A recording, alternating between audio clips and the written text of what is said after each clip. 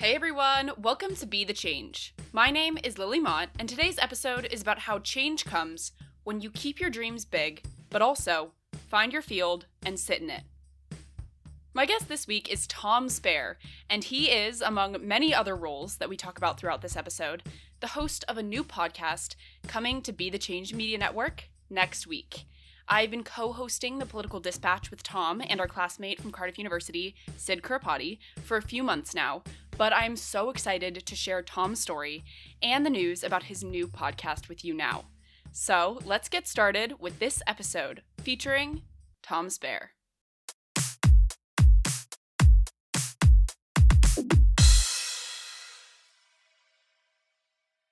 Thank you, Lily. Thank you for having me on. My name is Tom Spare. I've worked in I started my career in higher education, and actually, I studied politics at the University of Kent in Canterbury, and that's the county which I grew up, and so I was sort of a local boy, basically. And it was at University of Kent that really I I changed a lot as a person, and I think I started to become who I was meant to be. Um, and uh, and I've always been drawn to universities for that fact that I've experienced that change myself, and then that inspired me to work in the sector. So first in students' unions. So I unsuccessfully ran in a students' union election in 2013. In losing that election was probably one of the best things that ever happened to me. And after that, I was always trying to say to anyone that wanted to get involved that there's a risk in running in elections because you are more likely to lose than you are to win. Um, and that is a good lesson because actually, I don't think you learn a huge amount from having success early. And most of the examples of people who have success early then end up in a sort of situation where they probably struggle with that success and they don't know what's going to happen next. There are lots of exceptions to that, but that's generally my point of view. Maybe that's just a way of me managing failure. I don't know. But yeah, from there, I worked in students' unions, I worked in student democracy, and I moved to Cardiff 10 years ago and worked for Cardiff Students' Union in the Student Voice department, sort of helping look after elections, AGM, bit of policy work, training academic reps. And I'd do these talks every September. I'd go into all these different academic schools and I'd try and get people involved. And then about 2017, I moved over to work for Cardiff University, and I worked on a whole range of different projects within the university, from random things like ID card printers to different ways of working, remote working, way before the pandemic happened. And then I switched over to a sort of a role where I was welcoming international students, and then finished my career with the university working in the School of Modern Languages in the Confucius Institute, which was really interesting, where I was working with a team that was delivering Mandarin teaching across Wales. And then last year, I switched over to do an MA in political communication. And it's since I've been doing that that I've started to think a bit differently about the role of education. And in the summer, I started a role working for an organization called Nesta, which is an innovation agency, which has its main offices in London, but also has offices in Cardiff, where I'm based, and in Scotland as well. So yeah, that's me. That was a great introduction, Tom, and it leads me really well into the next question that I have for you. Why did you choose to pursue a degree in political communication and now a career in politics after you spent time working in higher education? Yeah, it goes back to when I was at school. I watched Have I Got News for You on BBC One. It's either on a Thursday or Friday. Probably too young, and I didn't understand what was going on, but I was laughing when the audience laughed. It's there that I was introduced to big names in British politics. And people like Boris Johnson would turn up, right? And little did we know his career trajectory. But I learned about satire and it being used as a form of speaking truth to power to try and keep politicians to a level of sort of responsibility and to take the mick out of them, which I think is really important. And then at secondary school, I had a great teacher called Miss Scott, Heather Scott, who's still teaching. And I did A level government and politics. And when I was in when I was in sixth form, we got this opportunity to interview the candidates for for Dover local MP, where I grew up. We got a middle page spread in the Dover Express with a picture of all of us, and I was described as Feisty Tom, which, if anyone knows me, I'm not entirely sure whether that is an accurate depiction, which then sort of goes on to this future idea of sort of going into the School of Journalism and knowing what the truth is and framing and everything, you know. From there, I studied politics at the University of Kent, and it was at University of Kent where I learned the idea that everything is political. Our lives are political, and I've kept that with me ever since. The act of not voting is a political choice, from my perspective, anyway. Also, what we do is political, even to a lesser or greater degree. Even in our private lives, there is an extent to that being a political choice as well, which might be a bit controversial for some people, but I think we have a right to a private life. But I think the decisions that we make in all aspects of our lives are influenced in some way by politics. So, and then political communication, I made the mistake of watching The West Wing and becoming incredibly inspired by that. And I think I had a particular idea of what a speechwriter is, you know, Toby Ziegler type. Obviously, everyone wants to be Sam Seaborn, but I'm probably Toby Ziegler, I should think, actually. But yeah, and then that's the route I've been down, and sort of why I chose to study political communication at Cardiff. There were other options, but I decided on Cardiff because Wales is my home now. There were lots of advantages of staying here. So yeah, that's my journey into political communication. I really agree with that perspective that everything is political, and I think we've talked a lot about that in our course at Cardiff. I think that's a great point to bring into this. So, I also want to go back to your work in higher education and talk about what you learned from that experience. What were your takeaways from working at Cardiff University, and did your perspectives of higher education change working in that sector? Yeah, I think when you're looking back at the past and why you go into things and why you make career choices, it's very easy to look at things through rose tinted glasses. But all the measures of what higher education, so university sector in the UK, can be measured by is demonstrating that the sector is in serious trouble. You know, at the end of this last academic year, 40% of English universities were in the financial red, right? Lots of universities didn't have huge amounts of reserves. There's been over the last few years a lot of strike action, which has disrupted delivery of teaching. But the biggest thing has been the pandemic. This is a story which is not just higher education; it's also teaching of primary and secondary education. I know there's still different grades depending on where you live in the world, but education from the age of like 4 to sort of 18, and colleges, further education, because the pandemic was basically a freight train running through the middle of the sector, and it made a divide between, we have, you know, elite schools, privately funded education in the UK, and then we have state schools alongside that, faith schools and various other free schools and various other versions.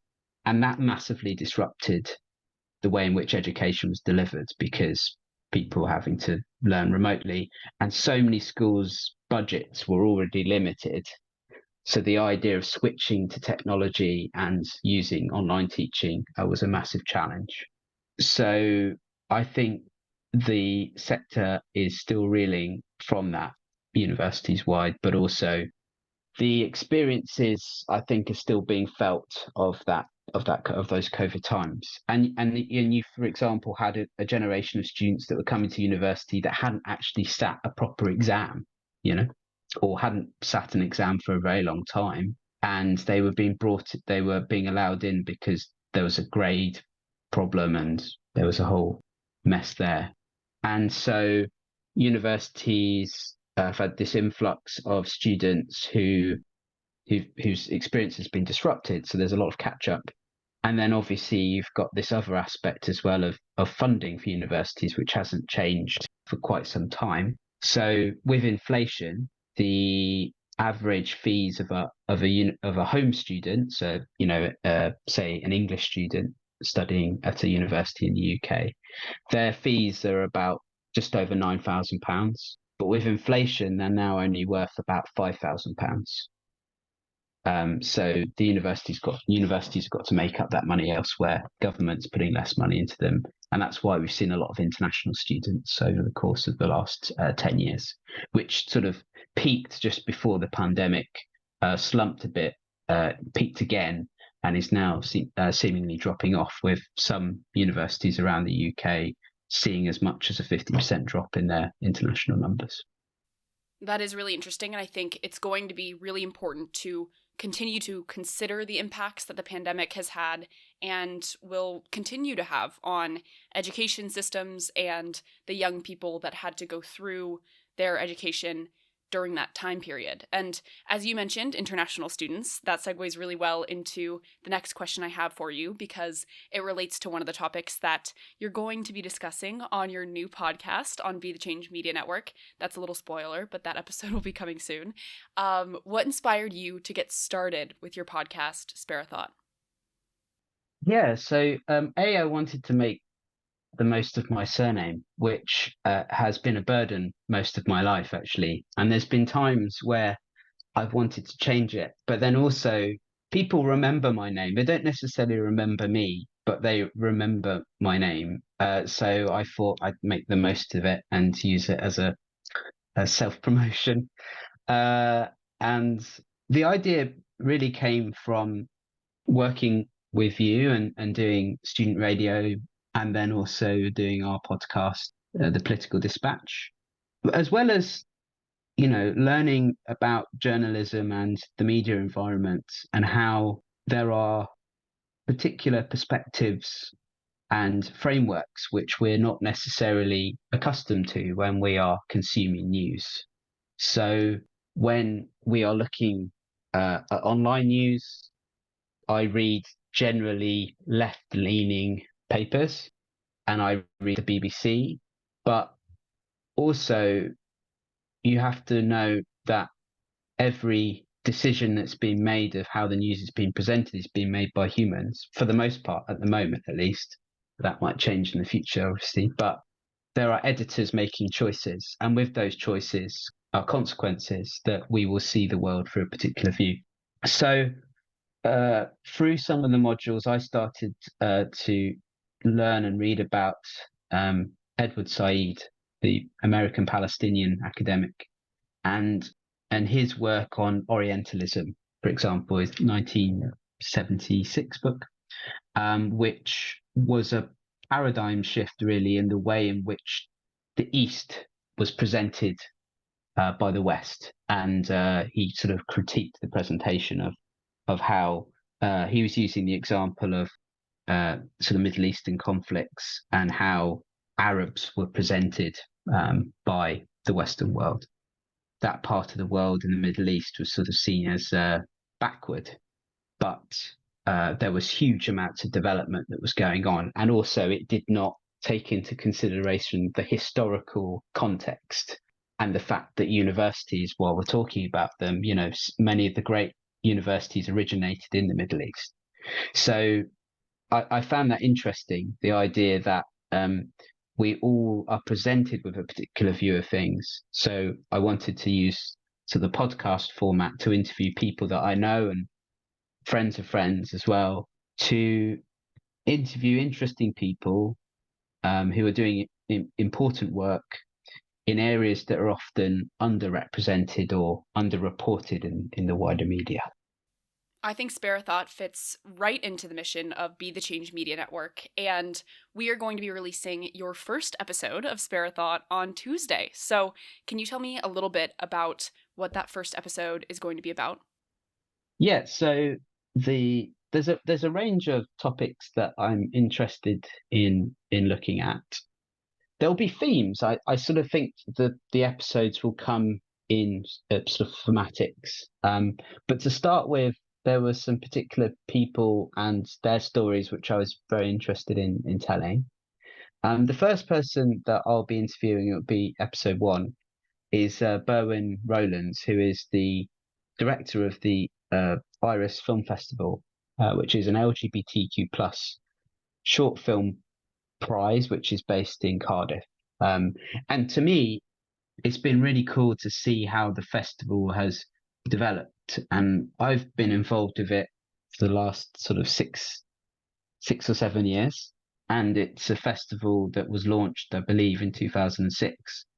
Berwyn has a strong record of being involved in the film and media environment in Wales, and he has a very personal connection to the festival. It's it's his, but it's also a gift that he's given to Wales and also the community and the wider world. And what's incredible about it is it has an international reach and it has a status. So if you get nominated for an award and you win at Iris, it means you can then be entered into it's like an entry level festival similar to other international film festivals where you could then be technically nominated for a BAFTA or Oscar. So it's sort of that level of film festival. So that's really cool. But also I'm interested, in that area because films are a really great way of communicating stories and experiences. And I've learned so much about the LGBTQ plus community through those films, where you're hearing people's perspectives from all over the world. And I think in the UK in particular, we are shocked by the treatment of the LGBTQ plus community. But the treatment elsewhere is way worse. So it's always amazing to have sort of filmmakers that come from around the world to Cardiff, not to London or Manchester, but to Cardiff to tell their stories and to share their experiences, which is really powerful. And Berwyn's a great friend of mine and a mentor, and will be a great episode to start things off. I think that sounds great, and I cannot wait to share this on the Media Network on Tuesday. And I have one more question for you, and I'm really excited to get your perspective. So, lots of young people want to create change, but they may not know how to get started with that work. What advice do you have for those people who may be listening? I'll probably start by saying that my brother Dave he's a fashion designer, and when he was 16 years old, he went to a career talk, and the career advisor said, "What do you want to be when you grow up?" And he said, "I want to be an artist in a big city." And he was 16 years old, and he left school with one GCSE, and then went to college. And then after that, he sort of built this sort of life as an artist, and it took a long while to get there, but that's what he does. And now he's an artist in a big city. I think to make change, you've got to keep your dreams broad. You've got to keep them big, but you've also got to be practical too. And the other piece of advice that Dave was given was find your field and sit in it. Basically, that you've got to find something you're interested in and you do a good job at it and find out everything there is to know about it and become a knowledgeable person in that area. Because I think we live in an age where we're all meant to be a jack of all trades. And I'm finding this sort of going into the comms world, you have to be good at everything, but you're never going to be a pro at everything. And you have to be willing to learn and to accept that you don't know everything. And the older I get, the more I realize the less I know. So I think that's really important. But also, at every stage of those early stages, it's very easy to become disenfranchised and to lose faith in yourself. So it's important to have a good group of people around you that you can rely on, good friends that are honest with you. I've been really lucky in my life to have people around me who have put an arm around me and gone, probably not the best thing you said that, or have you thought about it in this way? And I'm very blessed to have those people around me. But I think the other aspect is to be curious and to ask questions, and to, wherever you can, speak truth to power as well. It's something I've sort of learned from the people around me. But my mum always taught me as well that it's very important to know that everyone has a part to play. Doesn't matter how big or small.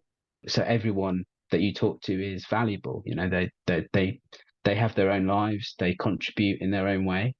And you've got to be truthful to them and truthful to yourself as well. And don't sort of compromise on who you are to progress your career. I'd rather be, it's easy to me to say, I suppose, because I come from a level of privilege, but I'd rather be in a position where I can wake up in the morning and feel okay about myself rather than sort of sell my soul, you know. But there again, I have a mortgage to pay, so that might change at some point. If interest rates keep going up, that might change. But overall, that's my general message.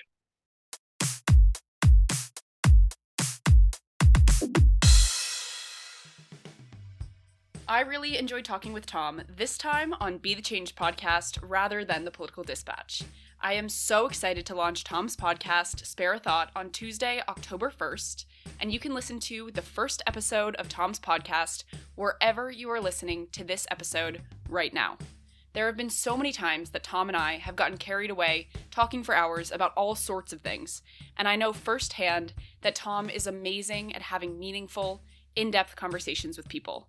So, I think Tom launching his podcast, Spare a Thought, on Be the Change Media Network and having meaningful, in-depth conversations with really interesting people is a great example of how change comes when you keep your dreams big, but also find your field and sit in it.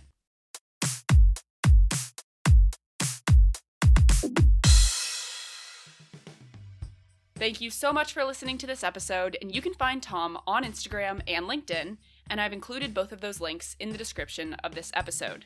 If you want to talk about anything I mentioned, please reach out to me by email at lily@bethechangepodcast.org or on Instagram at Be the Change Media Network. I am working on expanding Be the Change Media Network, which means bringing you more inspiring stories from amazing guests. If you enjoyed this episode, I would really appreciate it if you could leave the podcast a rating and a comment, because it will help these stories to reach, educate, and inspire more people. And I would also love to hear your thoughts and feedback. Tune in for my next episode, but until then, be the change you wish to see in the world. Bye, guys.